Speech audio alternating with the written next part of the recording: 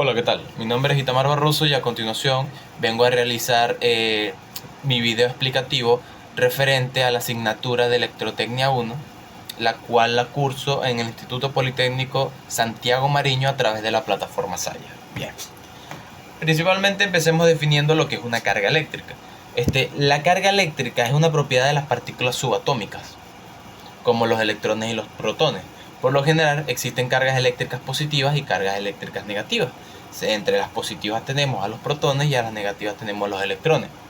Cabe mencionar que la carga eléctrica también así como tiene polaridades tanto positivas o negativas, también tiene sentido, tiene una dirección, la cual viene dada también por el signo de dichas cargas. Cargas de polaridades inversas, es decir, positivas y negativas, se atraen, mientras que cargas con polaridades similares, es decir, carga positiva, positiva, negativa o negativa, cargas iguales, se repelen. Bien, la ley de Coulomb establece que la fuerza entre dos cargas eléctricas es directamente proporcional al producto de las cargas e inversamente proporcional a la distancia que las separa. Esta fuerza que actúa sobre la línea, esta es una fuerza que actúa sobre la línea que une las cargas y su dirección depende del signo de las cargas. Entonces a continuación podemos ver la fórmula de la ley de Coulomb, que dice que la fuerza eléctrica es igual a la constante electrostática por la carga 1 por la carga 2 entre la distancia que la separa. Fuerza eléctrica es igual a la constante electrostática por la carga 1 por la carga 2 entre la distancia que lo separa al cuadrado. La distancia que lo separa al cuadrado. Bien. Esto es lo que nos establece la ley de Coulomb, que en otras palabras nos dice que el producto de las cargas es inversamente proporcional a... establece que la fuerza entre las cargas eléctricas es directamente proporcional al producto de las cargas e inversamente proporcional a la distancia que las separa. Muy bien. Bien, a continuación tenemos también el siguiente punto a tratar, que serían los campos eléctricos. Recordemos que los campos eléctricos son una unidad de medida en voltios y es una región del espacio en donde una carga eléctrica experimenta una fuerza eléctrica debido a la presencia de otras cargas. Es decir, tenemos una carga 1 dentro de un espacio en donde se encuentran varias cargas. Una carga 1, una carga 2, una carga 3, una carga 4. Entonces, la carga 1 experimenta una fuerza ya que se encuentra en presencia de otras cargas. Podemos tener la carga 1 en el centro experimentando una fuerza ejercida por las demás cargas.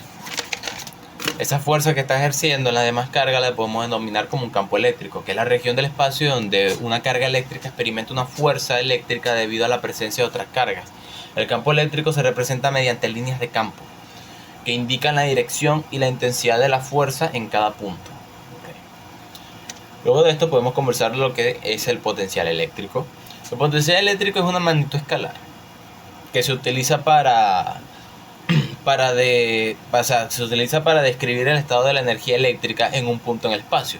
Se utiliza para medir el trabajo necesario para mover una carga eléctrica desde un punto de referencia hasta un punto en cuestión. ¿Okay? Los potenciales eléctricos es una magnitud escalar que se utiliza para describir el estado de la energía, ya sea eléctrica, en un punto en el espacio. Se utiliza para medir el trabajo necesario para mover una carga eléctrica desde un punto de referencia hasta un punto en cuestión. Bien, ahora tenemos la definición de lo que es la energía. En termodinámica podemos establecer que la energía, cuando hablamos de energía, hablamos siempre de calor, hablamos de trabajo, hablamos de transferencia de calor. Y la energía, en otro aspecto, se define como la capacidad de un objeto o de un sistema o de un organismo como tal, una partícula, de realizar un trabajo o de transferir calor. Recordemos que cuando se realiza trabajo estamos hablando de transferencia de calor, estamos hablando de transferencia de energía. Entonces prácticamente la definición teórica de la energía se define como la capacidad de un objeto o sistema para realizar trabajo o transferir calor. Por lo general es una magnitud física escalar que se mide en julios. La energía como tal tiene también otras denominaciones en las cuales, otras denominaciones en las cuales se miden, como son los julios, como son los vatios, como son las calorías, como son los electrovoltios, como son las kilocalorías y como son los BTU en el sistema inglés, por así decirlo. Entonces establecemos que el julio, ok, disculpen, se rodó el teléfono. Ok, entonces estamos hablando del julio, de una de las unidades de la energía. Entonces se define el julio como la cantidad de energía transferida cuando se aplica fuerza de 1 newton aproximadamente sobre un objeto y se desplaza este objeto 1 metro en dirección a la fuerza. O sea, el julio prácticamente es una manera de poder medir o de poder comprobar a través de la fuerza que se aplica aproximadamente de 1 newton a un objeto. Medimos entonces a través de esa fuerza aplicada de 1 newton cuánta distancia desplazó el objeto en cuestión. Estamos hablando que aproximadamente 1 newton sobre un objeto desplaza una distancia de 1 metro en dirección de la fuerza. Entonces, 1 metro. Entonces tenemos el objeto en cuestión. A la cual le transferimos una fuerza de 1 newton. Y esta en teoría desplaza 1 metro en dirección a la fuerza. Es decir, que ella se va a mover en dirección hacia donde la fuerza sea aplicada. Si se está aplicando tanto como a nivel horizontal como a nivel vertical, independientemente de la dirección, la fuerza del newton va a tener una dirección y un sentido, obviamente. Ok, también tenemos la definición del vatio, que se define como la cantidad de energía transferida en un segundo. O sea, el vatio es prácticamente para medir podemos hablarlo como la fórmula de aceleración, ¿ves? O la fuerza igual a la masa por aceleración. O podemos tomarlo simplemente como una unidad de medida de velocidad en relación al tiempo, ¿eh? Estamos midiendo una velocidad en torno a un tiempo. Entonces tomamos en cuenta que el vatio se define como la cantidad de energía transferida en un segundo. En un sistema de medir en cuánto tiempo recorrieron tantos vatios en un sistema. Se puede tomar como, valga la redundancia, un sistema de medidas de un cálculo de velocidad en torno a un tiempo, ¿eh? Un cálculo de distancia en torno a un tiempo de desplazamiento, que vendría siendo entonces el vatio. Tenemos entonces la caloría. La caloría es un sistema utilizado. Tenemos la caloría, que es un sistema para medir la cantidad de calor necesario para calentar el agua a 1 grado Celsius. Esa es la caloría. Y cuando hablamos de kilocalorías, es un sistema de medición utilizado más que todo en la nutrición para medir y determinar el nivel energético nutritivo de los alimentos, por así decirlo. El nivel para calcular el nivel energético de los alimentos. Entonces, cuando hablamos también de electrovoltio, que es una también de las unidades de medida de la energía, se define como la energía cinética que adquiere un electrón cuando es acelerado por la diferencia de potencial de 1 voltio. Ahora bien, para culminar esta sección de lo que vendría siendo las definiciones de las energías, tenemos entonces el BTU, que es el Sistema Internacional Inglés. En el BTU se utiliza para medir la cantidad de calor necesaria para elevar la temperatura de 1 libra de agua a 1 grado Fahrenheit. Habíamos hablado que la caloría era para elevar la temperatura del agua a 1 grado Celsius, mientras que el BTU se utiliza para elevar 1 libra de agua a 1 grado Fahrenheit. Ok. Ahora bien, a continuación tenemos entonces lo que vendría siendo las definiciones tales como... Tenemos entonces las definiciones tales como... ya hablamos hablamos del BTU. Y ahora vamos entonces con las definiciones en torno a la corriente eléctrica, que es prácticamente definición de corriente eléctrica, del amperio y de las fuentes ideales de tensión y corriente. Así que bueno, la corriente eléctrica se define como el flujo de carga eléctrica a través de un material conductor. Se trata del movimiento ordenado de electrones en una dirección determinada. Cuando hablamos del amperio, es un instrumento de medición utilizado para medir la corriente eléctrica en un circuito. se conecta a una serie en el circuito y mide la cantidad de corriente que pasa a través de él. El resultado se muestra en amperios. Por lo general, nuestros compañeros electricistas utilizan aparaticos capaces de poder medir, aparatos con pinza, tanto una positiva y una negativa, que se utiliza para medir diferentes tipos de energía. En eso tenemos el amperio, que nos da el resultado en amperios. Entonces, bien, tenemos entonces las fuentes ideales de tensión y corriente. Ok, en las fuentes ideales de tensión y corriente se puede decir que una fuente ideal de tensión se caracteriza por proporcionar siempre el mismo voltaje, en teoría. Entonces, sin importar la carga conectada a ella. En otras palabras, mantiene una diferencia potencial constante entre sus terminales independientes de la corriente que circule. Por otro lado, una fuente ideal de corriente se caracteriza por proporcionar siempre la misma corriente, sin importar la resistencia de la carga conectada a ella. En otras palabras, mantiene una corriente constante sin importar el voltaje aplicado.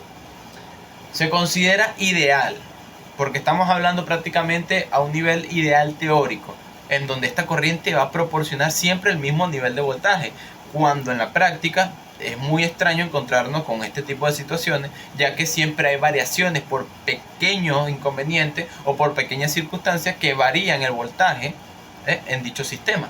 Entonces, por eso se consideran ideales, porque en la práctica no existe fuente de tensión o corriente que sean completamente ideales. Siempre habrá alguna variación debido a la resistencia interna u a otras imperfecciones del dispositivo. Ok. Tenemos entonces también la definición del voltaje.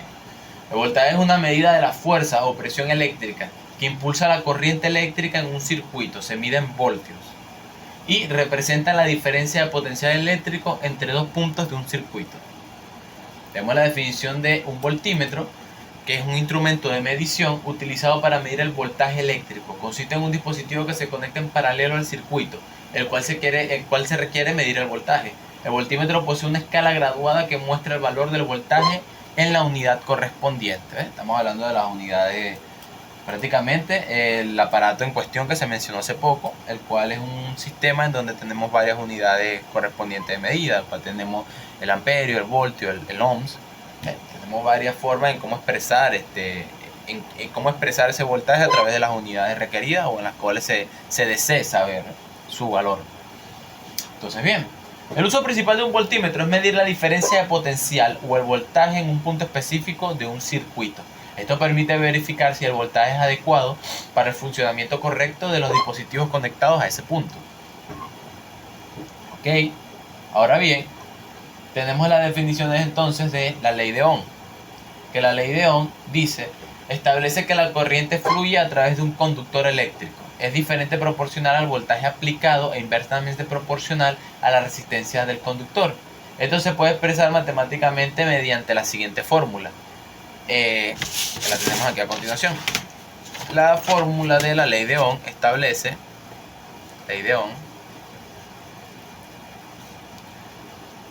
que el voltaje es igual a la corriente por la resistencia. Entonces, B es igual a la corriente por la resistencia.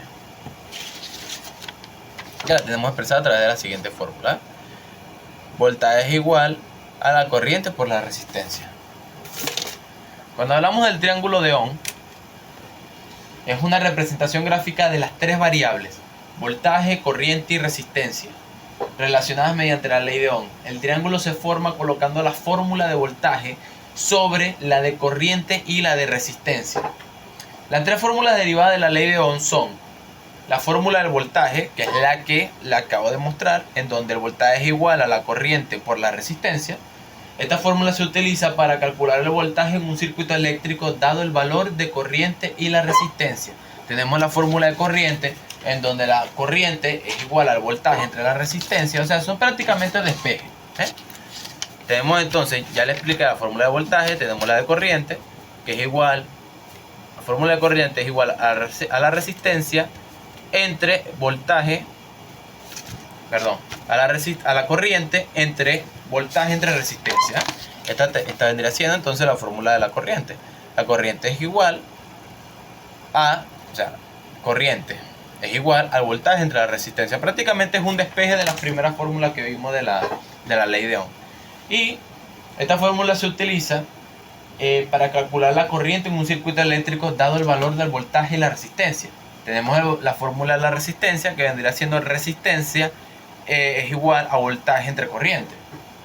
Esta fórmula se utiliza para calcular la resistencia de un circuito eléctrico dado el valor del voltaje y la corriente. Muy bien. Ahora bien, para concluir tenemos entonces las leyes de Kirchhoff, las leyes de voltaje de Kirchhoff, que son las leyes de la tensión, y la ley de corrientes de Kirchhoff y ley de las corrientes. Ok, vamos a hacer un resumen de cada una de estas leyes para hacer una conclusión del video. Entonces, las leyes de Kirchhoff son dos principios fundamentales en el análisis de circuitos eléctricos desarrollado por el físico alemán Gustavo Kirchhoff en el siglo XIX. Estas leyes son ampliamente utilizadas para resolver problemas complejos de circuitos eléctricos y para aplicar las leyes fundamentales de la física en la descripción y análisis de los mismos. Ley de voltaje de Kirchhoff. Esta ley establece que la suma algebraica de las caídas de voltaje en un circuito cerrado es igual a cero. En otras palabras, la suma de las diferencias de potencial voltaje alrededor de cualquier lazo cerrado en un circuito debe ser igual a cero. Esta ley se basa en el principio de conservación de la energía y asegura que la energía suministrada por la fuente de voltaje es igual a la energía disparada por los diversos elementos del circuito. Matemáticamente, la ley de voltaje de Kirchhoff se puede expresar de la siguiente manera. Tenemos la sumatoria del voltaje, que es igual a cero, en donde la sumatoria del voltaje representa la suma de la diferencia de potencial voltaje alrededor de un lazo cerrado. Recordemos que en termodinámica la ley de la conservación de la energía establece que no existe un sistema de energía infinito, por así decirlo, que siempre, a pesar del trabajo que se esté realizando, va a haber un desgaste de energía, así no lo observemos como tal. Siempre va a haber un desgaste de energía hasta que el sistema sea igual a cero. Siempre va a haber un consumo de energía, por eso teóricamente, físicamente, matemáticamente es imposible que exista un sistema de energía infinita, por así decirlo, ya sea un sistema del viento, ya sea un sistema con imanes, porque aunque tarde en detenerse o en dejar de proporcionar energía, no lo hace absento a que no deje de transmitir energía en algún punto, porque todo se trata de la prolongación del tiempo. Son sistemas que proporcionan energía, están transfiriendo energía hasta un cierto punto en donde ya el sistema va a llegar a un punto en donde su curva de transferencia de energía baja, queda totalmente a cero y ya este sistema no es capaz de transferir la energía, o sea, pierde capacidad de transferencia, pierde capacidad de la energía.